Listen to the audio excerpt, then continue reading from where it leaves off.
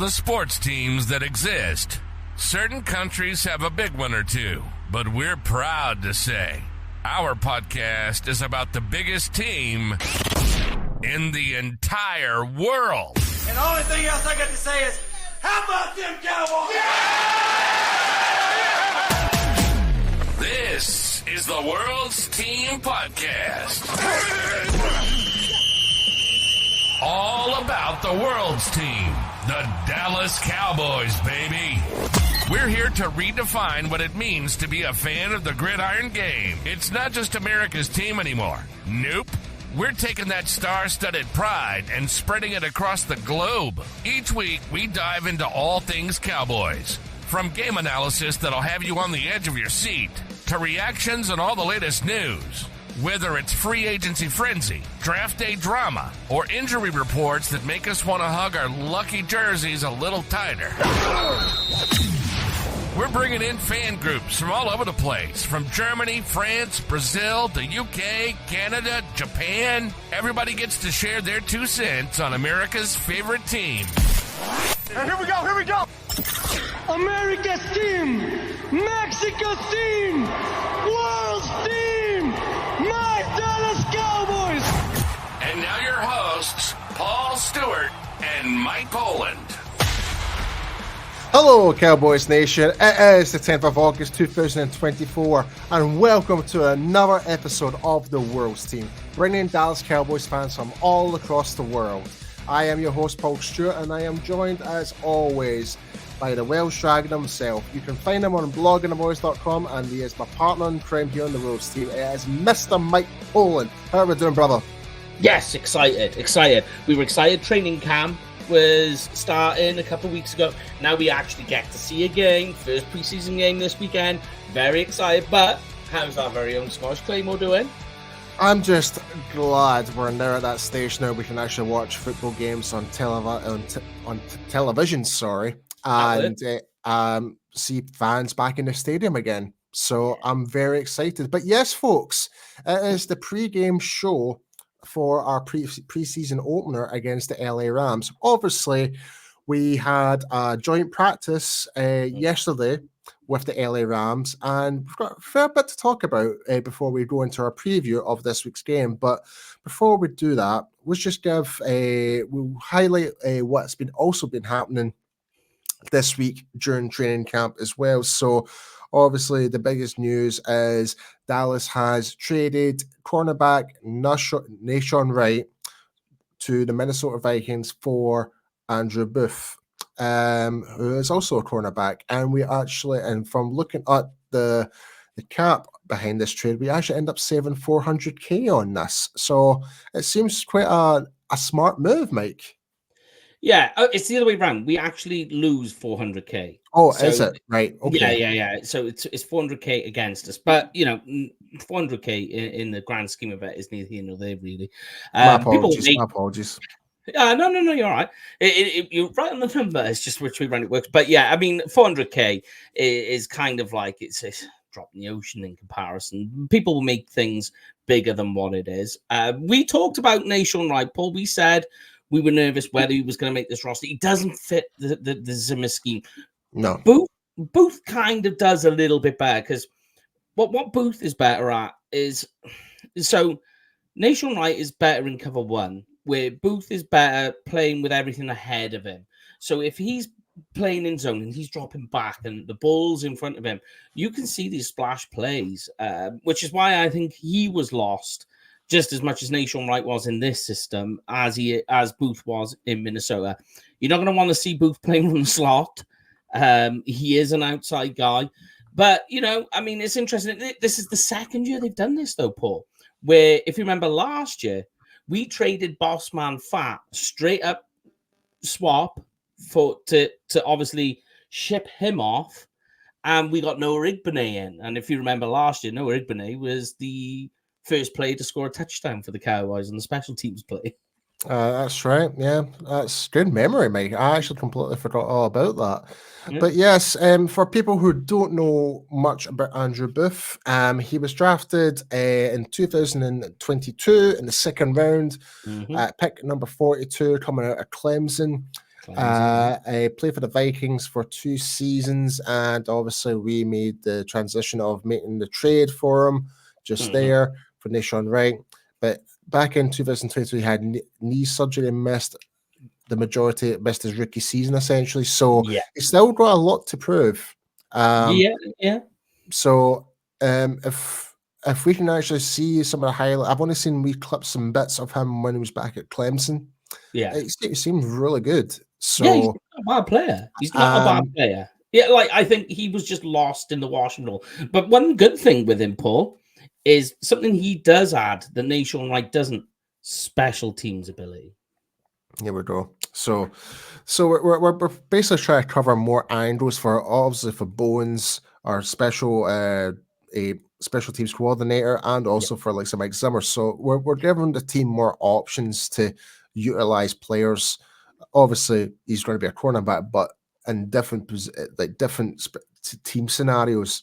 Like you can do defense as a corner, and also you can do special teams. So it just gives that a little bit of flexibility as well. So I think it's safe to say when you make a trade like that for a guy who was a former second rounder, like you would expect him to actually like give him time to kind of climatize within the Dallas team and stuff like that, and he will likely make the 53-man roster. It would seem silly to trade for something and then cut him like that, you know?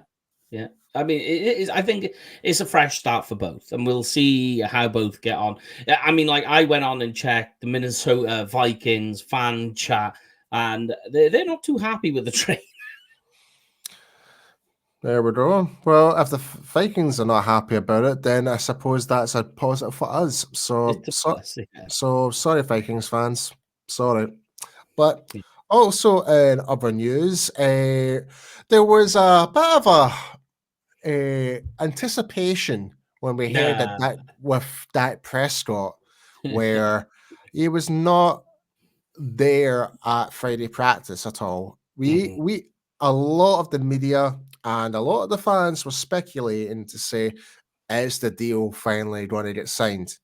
Turns out it didn't. Turns out it was a injury, because what led to us more believing that case was the fact that Jerry wasn't there, Stephen wasn't there, Will McClay was not there. So all that kind of made sense to adding 2 + 2 = 4. Yeah. But turned out that was not the case. What turned out to be the case was Stephen, Jerry, and etc. were actually doing the Andrew Booth trade.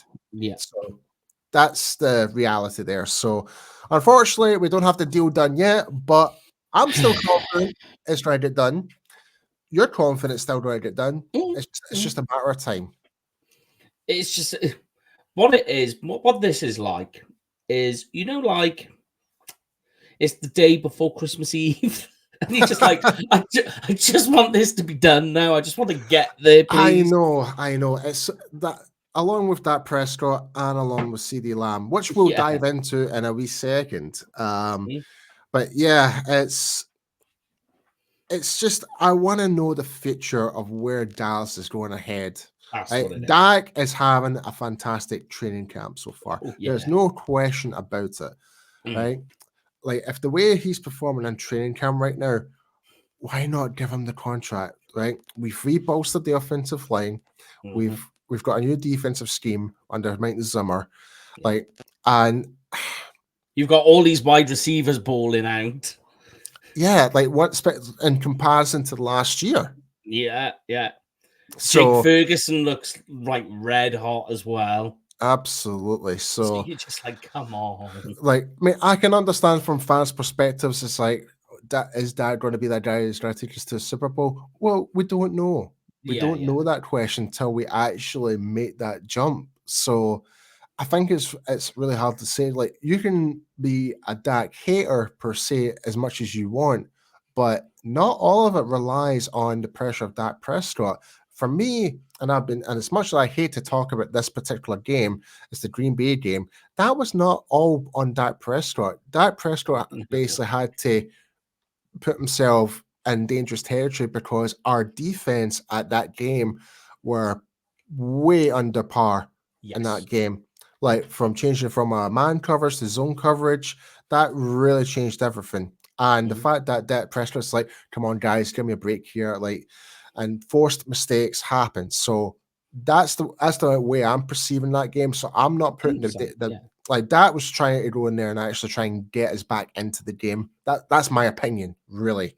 I don't know what your thoughts are about that. No, I'm with you, and like it's been brought up in the last couple of weeks because obviously the lingering contract dispute or I don't know what you want to call it, the waiting around that we're having on this. There's been talk in the media, and there's been a few guys who turned around and made comments like we've made, and he's gone, look, Dak did not allow Green Bay to score on 4 consecutive drives.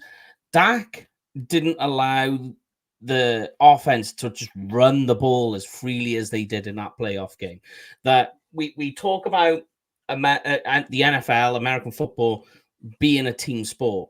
Yet suddenly, and it's not just Dak, they named a couple of other quarterbacks that the media do it with, where it's like suddenly when it's this quarterback, we argue about how poor he played during a loss, and during a win, how good his defense played on keeping the score low. I know, and people tend to forget. And there's a saying, I can't remember who specifically said it. I can't. You probably know because you're got a more historian knowledge about this. But defense wins championships. It does. Yeah, it is so true. And it is true. Like you can't just have an all offense and a subpar defense for that one game where it really mattered. You can't. So, but anyway, but speaking about contracts, Mike.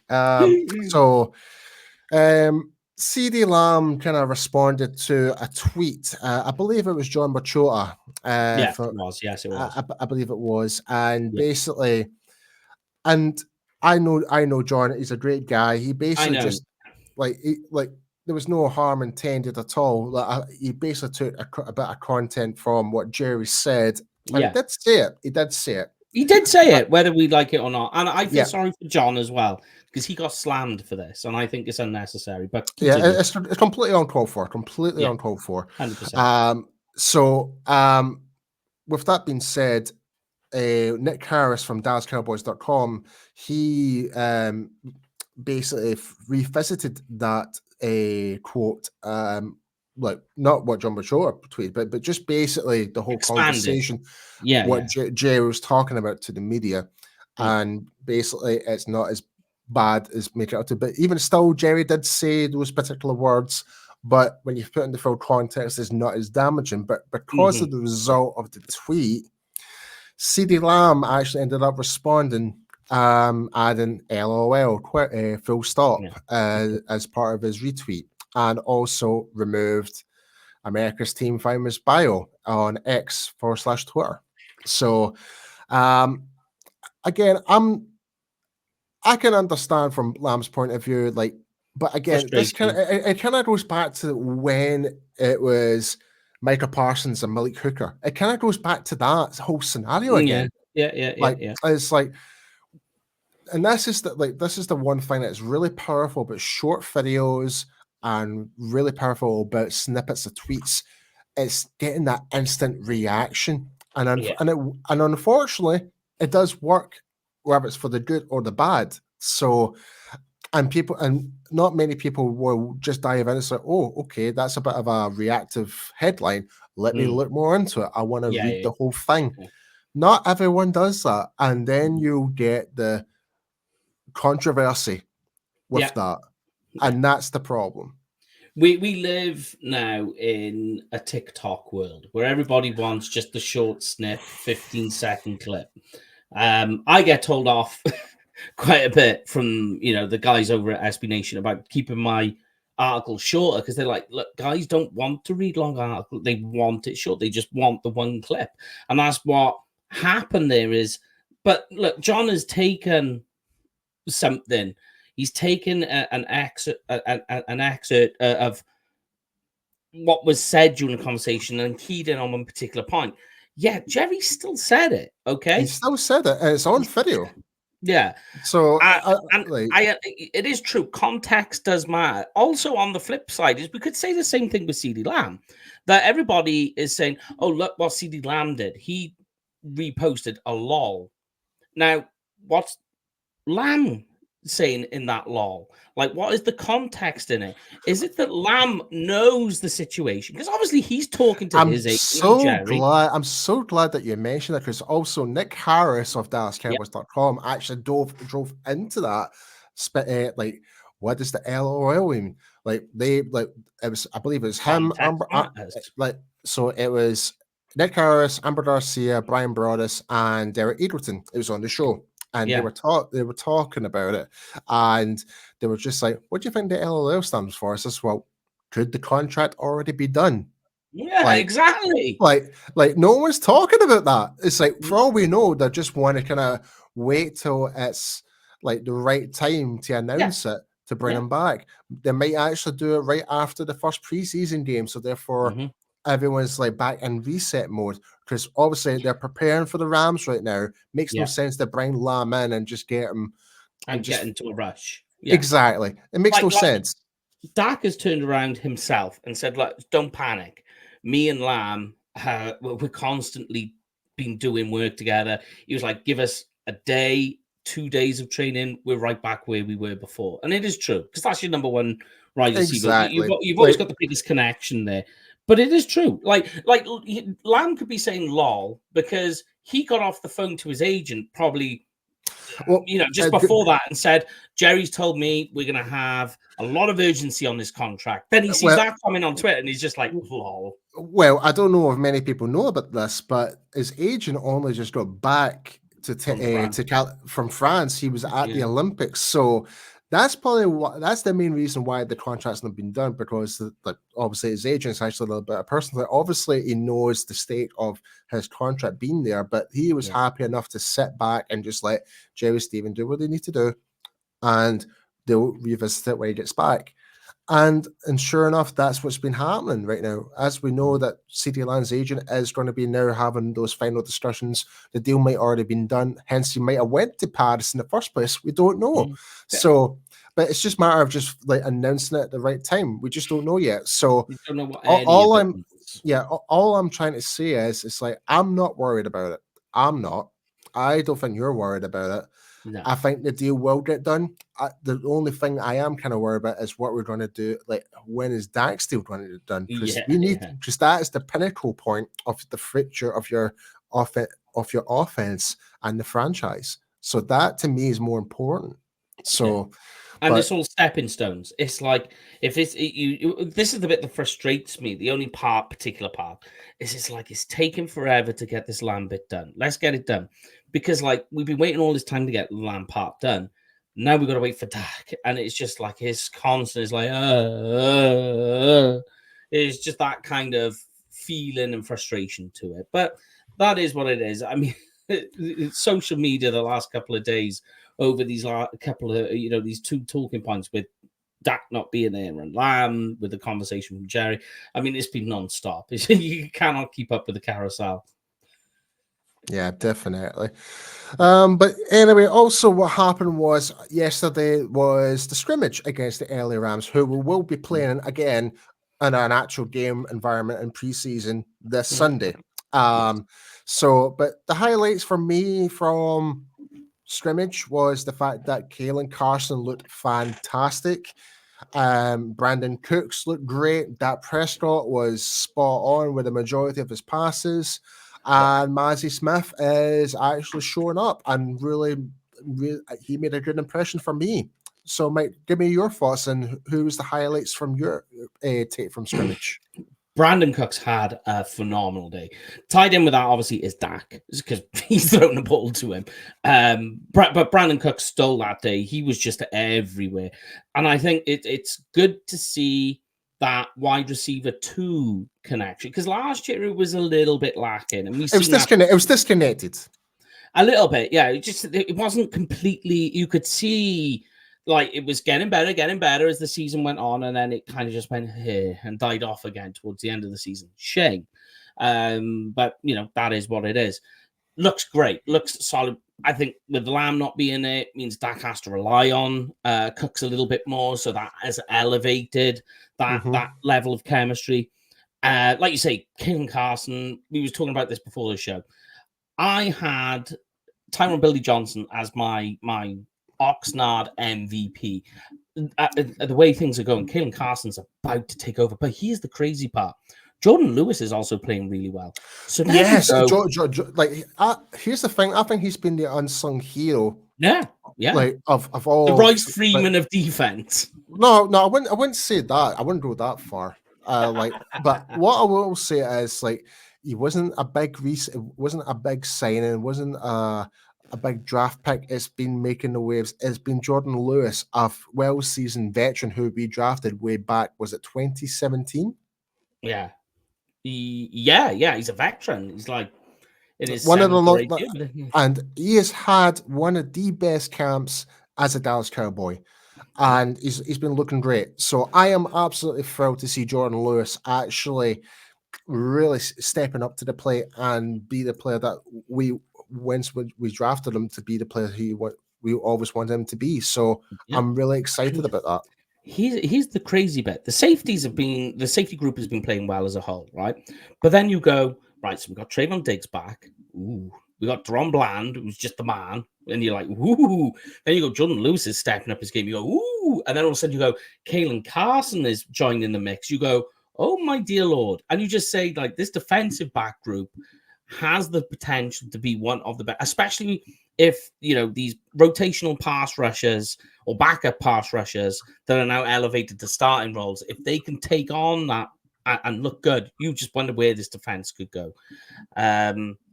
Defensive back unit, I think, at the moment is just absolutely insane for Dallas. But, talking of the defensive line, one of the other pieces I like that, you spoke about Mazzy. I like the Mazzy and Osa Odigizua tandem in the middle of that defensive line. That looks solid. And the twists that they were doing put the Rams offensive line in a right old bind.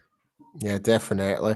Also, I think a big shout needs to go out to Al Harris for sure. Because since he's been kind of elevated to that assistant head coach now, he's actually really kind of take that next level above as well. So I'm really excited to see going into this preseason game.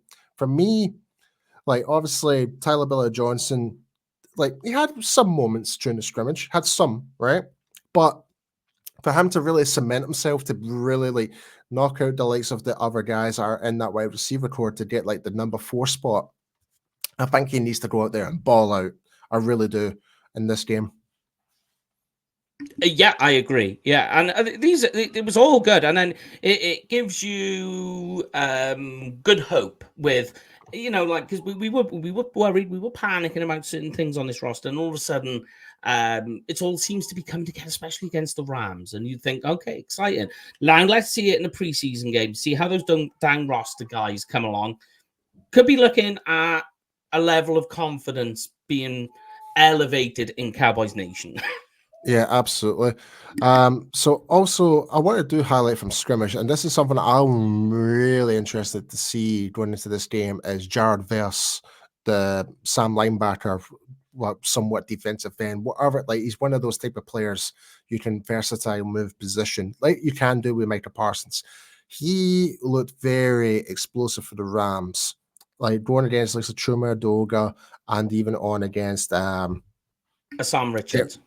Sam Richards. Yes, thank you for that. Yeah. So that going into this game, obviously we know his get off speed is absolutely ridiculous, and how he can actually bend round the offensive lineman. There was a couple of occasions where it would have been counted as a sack, but obviously you can't really hit the quarterback in scrimmage. But this is where I think where Adoga needs to step up to cement himself, being that first level of being the first string tackle. But I think we also need to see Tyler Guyton in there as well. I think we do need to see both, because there's no doubt in my mind, and our good friend JTuck of CFO Sports, who is a big fan of Jared Verse, he's been saying it from get-go, I told you so, this guy is going to be an absolute beast. And I believe what JTuck says, because he's been right about near enough everything when it comes to scouting. He really has. And if folks, if you haven't checked out our good friend JTuck, please go check out CFO Sports. He does an amazing draft analysis on games, on the draft players, everything. And yeah, when it comes to scouting, he is right up there. And you yourself, mate, you and him go have offline, well, not offline, but off camera conversations about players and stuff like that quite a lot. So you guys know what you're talking about.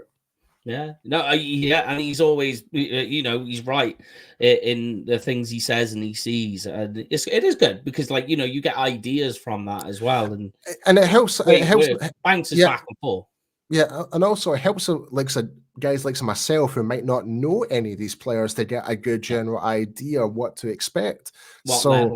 Exactly. So it's fantastic. So be sure to go and check him out, folks. He does an amazing job. But before we do move on, let's just give a big shout out to our sponsor, Cowboys Experience, and we'll be back with you momentarily. The World's Team Podcast is brought to you by Cowboys Experience, the ultimate Cowboys experience with stadium tours, meet and greets, tailgating, game tickets, and much more. For more information, please go to www.cowboysexperience.com. Yes, folks, be sure to go to www.cowboysexperience.com and use the discount code of World's Team 2024 to receive discount on your upcoming packages for the 2024 Dallas Cowboys season.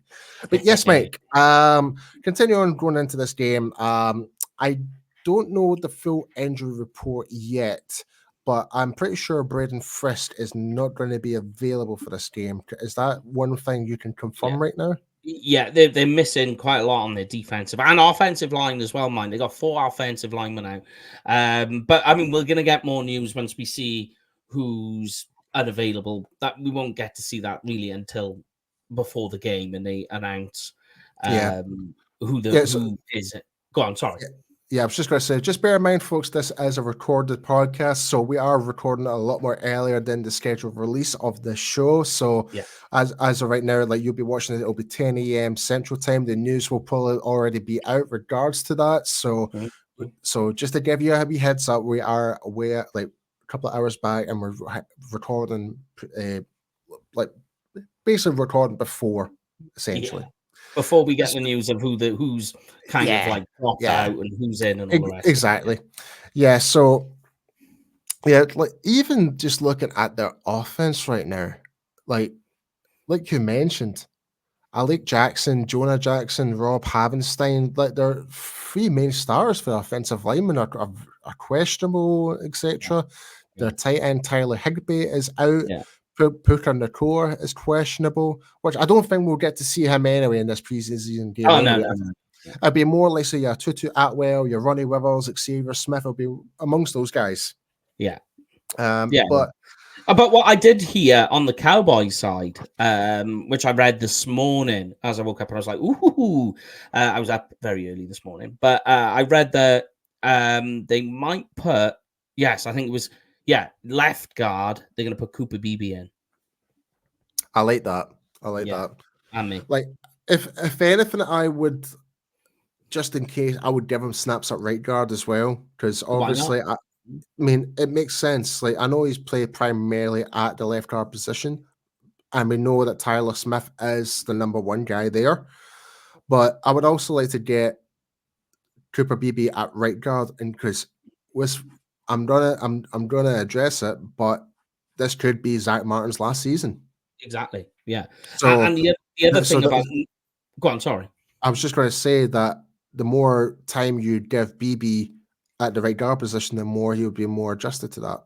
Yeah, and I was going to say, by flexing him into both guard positions, you see that, but you keep Hoffman in the center position because you want to try and see an entire game's worth of snaps from Hoffman just at center.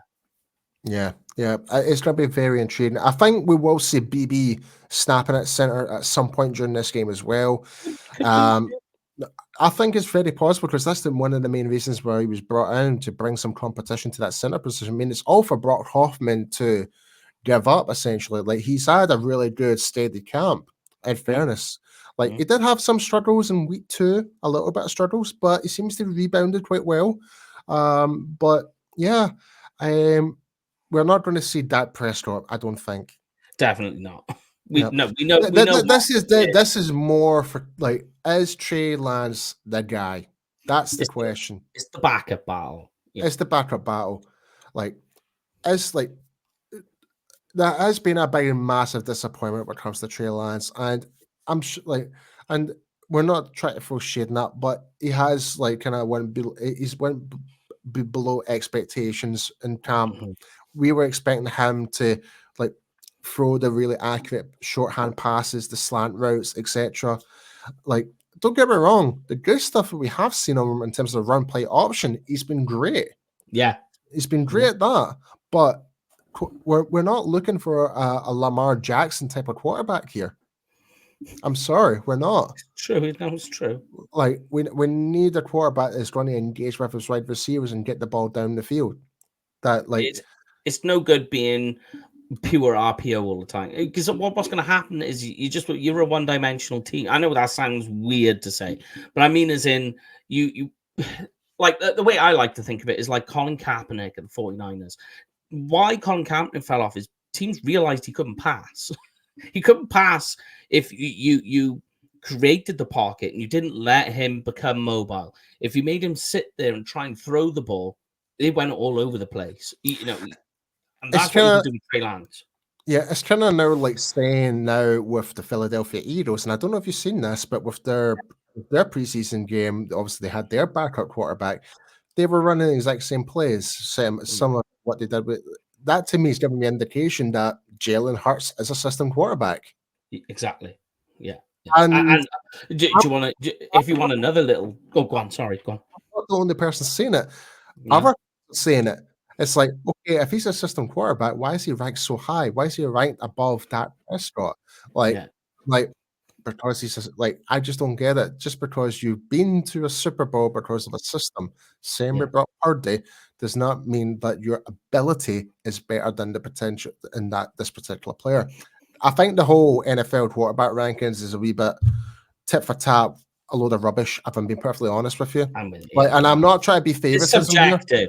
It is subjective, but I'm not trying to play favoritism. But I would still put Dak above Jalen Hurts and Brock Purdy. I still would. Yeah, I know. Because the fact that Dak is not a system quarterback, he's not. The fact that Dak Prescott has went through different changes, different offensive schemes with different offensive coordinators and multiple years, evolved. But we've got Kellen Moore at the Eagles now. He's pretty much running the exact same playbook from last year. Yeah. So what's that indicate? When I see that, I was just giggling.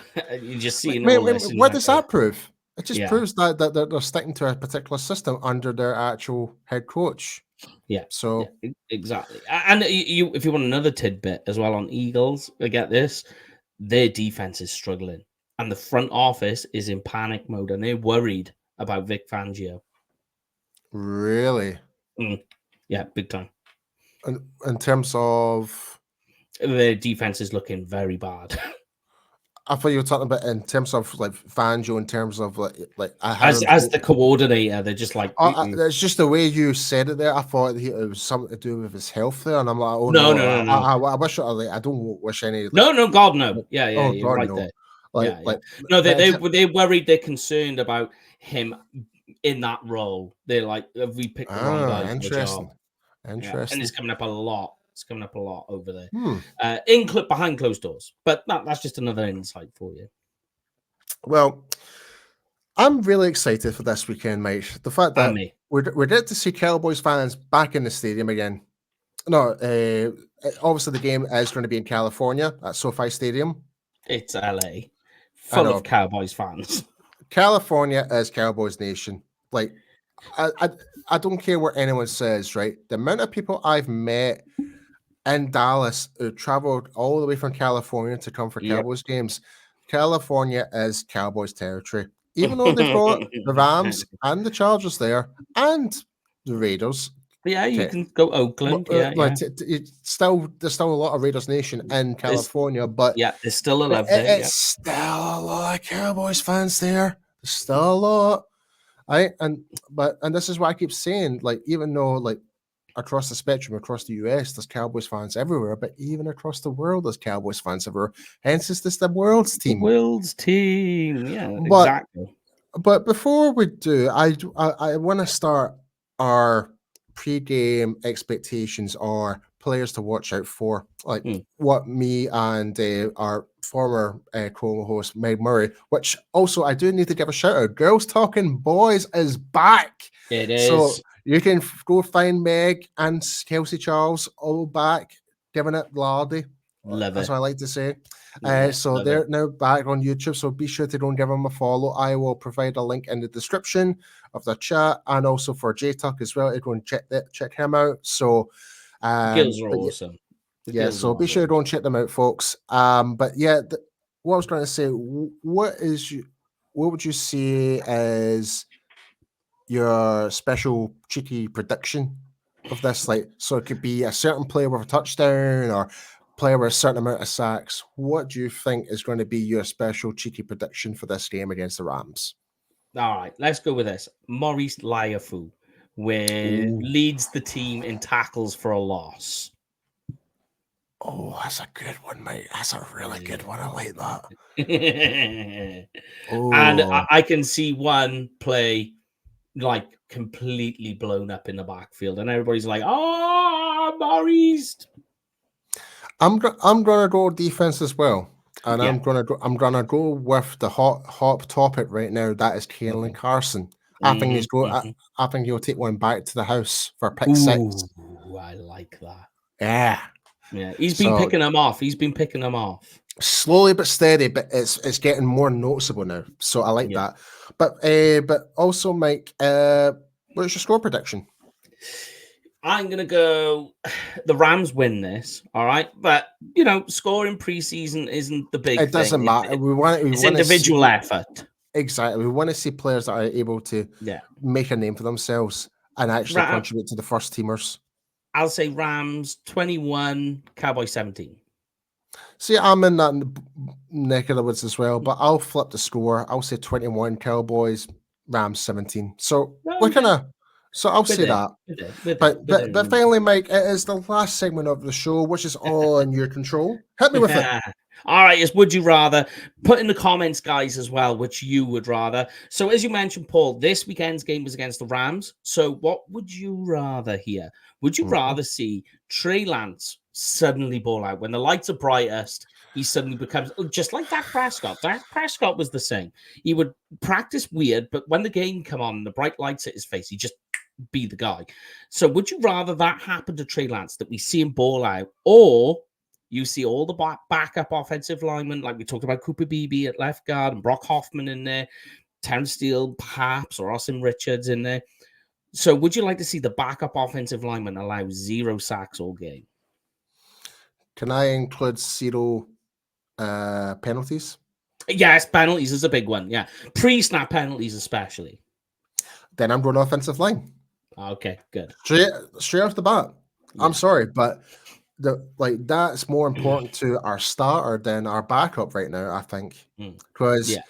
we know Cooper Rush, for me personally, is a good, reliable backup that can fill the role to a more simplified. He's done it before. He's won his big games against the Vikings, against Justin Jefferson, for goodness sake.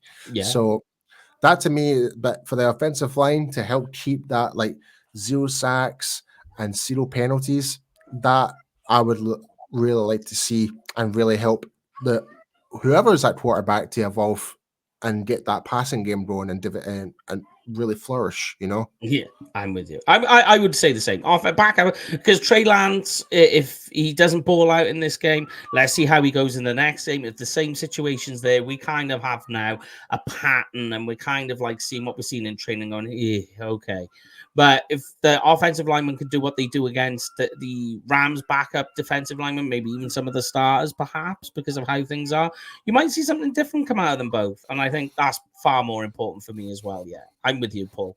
And perfect. Yeah. But leave those comments. Let us know which you would choose, guys. Yeah, we'll post a wee infographic on Twitter and Instagram and that of the Would You Rather, and we'll love to hear your thoughts. But yes, folks, that is the end of this week's show. Obviously, the Cowboys will be playing tomorrow against the L.A Rams at SOFI Stadium. It's going to be a late one for us, that's for sure. It's going to be a late one for everyone in Europe. It's going to be a nice, reasonable time for people who are living in California. Neck of the woods, so we're pretty jealous. But anyway, folks, that's true. We'll be back next week to cover the brief recap of what we saw at the Rams game, also all the events from week 4 of training camp, and preview of their next preseason game. So, but with that being said, Mike, tell everyone where everyone can find you. You can find me at Kenfig Cowboy, Kenfig with a K, Cowboy with a K. And where can I find you, Mr. P? You can find me at IMP on X and Instagram. But yes, folks, like I said, this is the end of the show. We'll be back next week. And like as always here on the podcast, it is not just America's team, it is the world's team. See you next week. You've been listening to the World's Team Podcast.